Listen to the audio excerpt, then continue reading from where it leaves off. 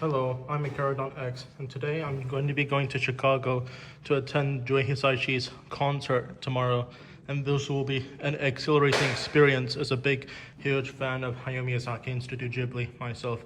Right now, I just want to show you my art collection before I leave to Chicago today.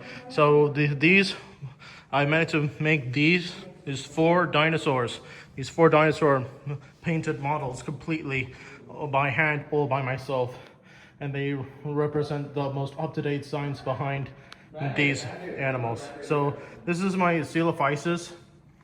This is a clay model, and you can see I painted this guy all by myself. And here is my fully painted Dilophosaurus, another completely painted, sculpted and painted model by me. And you can see I managed to add some bright striking details to the crests. And these are my Allosaurus and Apatosaurus models. So how I managed to paint all these four dinosaur models, excluding the Diplodocus, you can see standing right here, is that I managed to paint them all. I managed to first build aluminum foil models of these dinosaurs, and then I applied a layer of clay, like oven-baked clay, into them to coat the aluminum foil models. And then I added some paint, and then I finally painted the clay models. And I waited for several hours for the paint to dry. And now these works of paleo art are standing just in time for the Earth Day celebrations.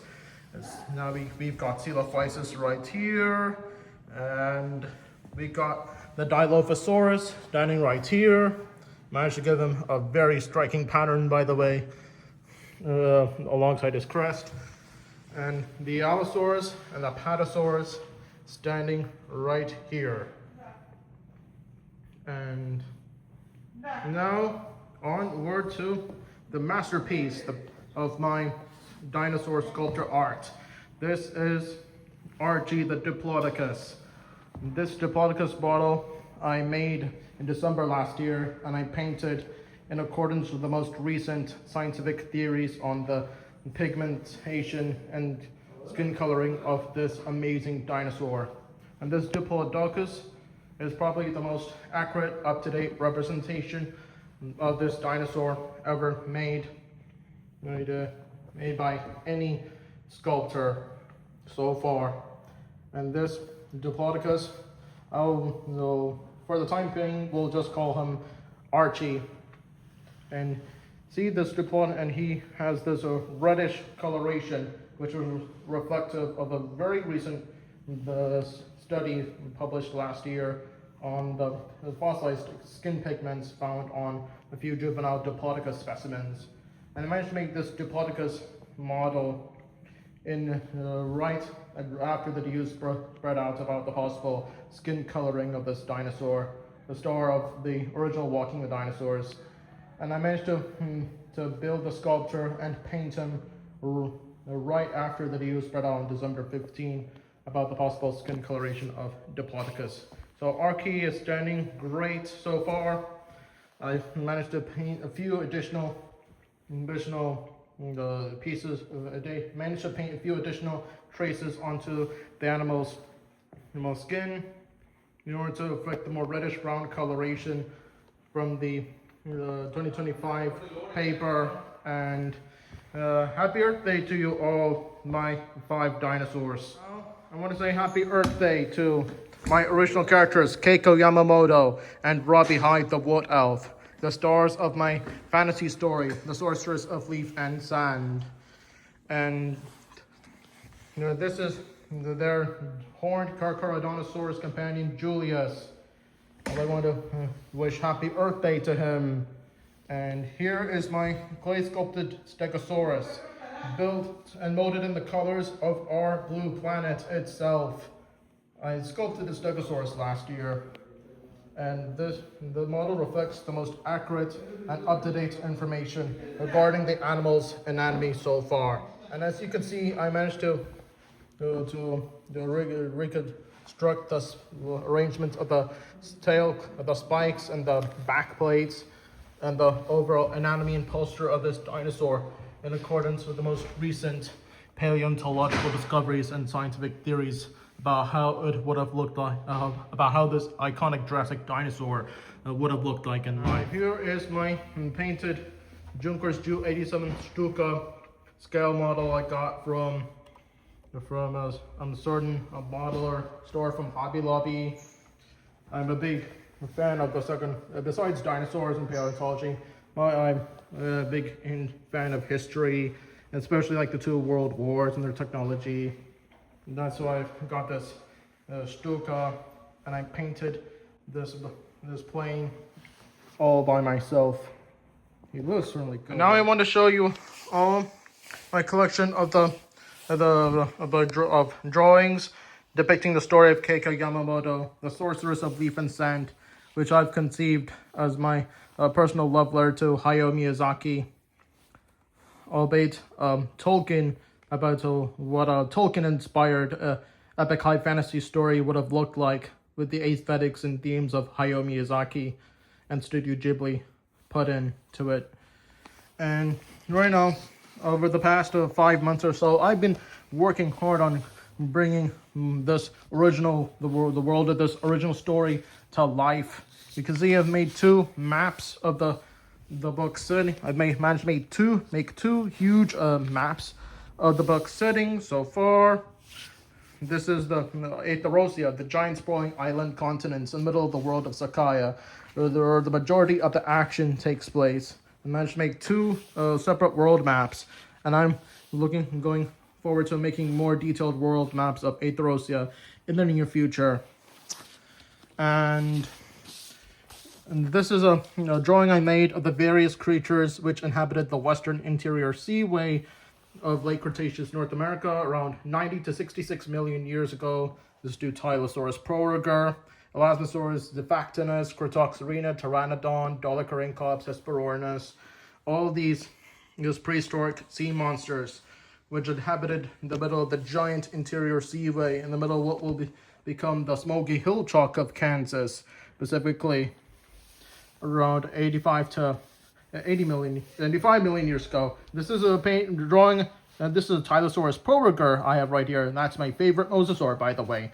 And now we go on to show my big, huge works of art, concept art I made for the Sorceress of Leaf and Sand.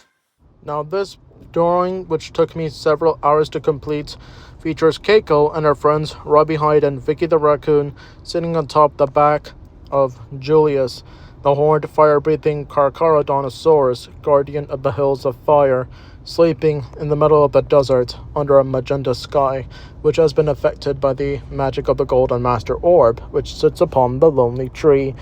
Now, this drawing was a result of one of the very first images I came up with for the story that would later become the Sorceress of Leaf and Sand itself.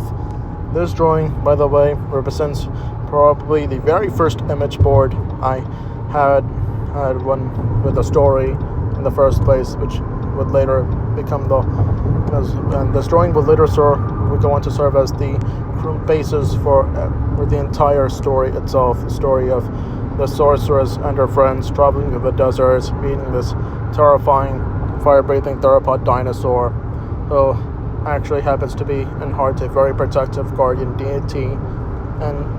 And it's just like how how Hayao Miyazaki comes up with all his movies through a single image board alone. So this drawing was just like that. And I first made the very first version of this drawing 10 years ago. And I meant 11 years ago. So I made the very first iteration of this drawing 11 years ago, which is unfortunately lost. And that drawing will, over the years up till now, I've tried to make several remakes of this drawing as my drawing skills improved a lot more. And last year, I finally managed to create this masterpiece of a conceptual drawing, with all my drawing skills having fully improved with age.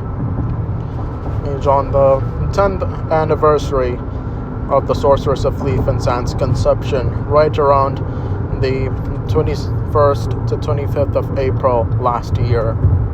So this drawing will depict the later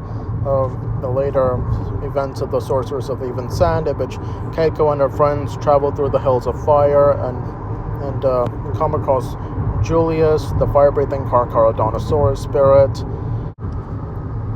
Initially, Julius tries to attack the trio since he perceives humans to be a threat, since humans have long been persecuting his kind for his horns for several decades, and he has become very hostile towards mankind as a result. But he later calms down once Keiko assures him that she has kindness and respect for nature, and she is among the only few humans who cares for nature and the nature spirits. And Julius agrees in turn to protect Keiko and her friends from various enemies as he guides them all to the edge of the Great Canyon, which separates the western lands of Aetherosia from the Forest of Hope, this giant primeval ancient forest where the camphor tree, known as the lonely tree, resides with a golden master orb placed upon its branches.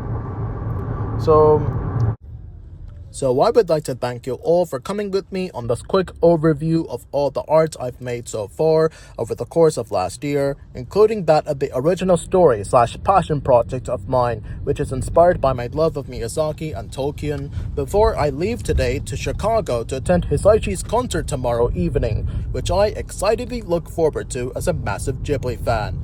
I will be talking more about my paleontology and fantasy art in future videos, as well as my Chicago trip, but for now, I would like to wish you all a happy Earth Day, and I'll see you all another time.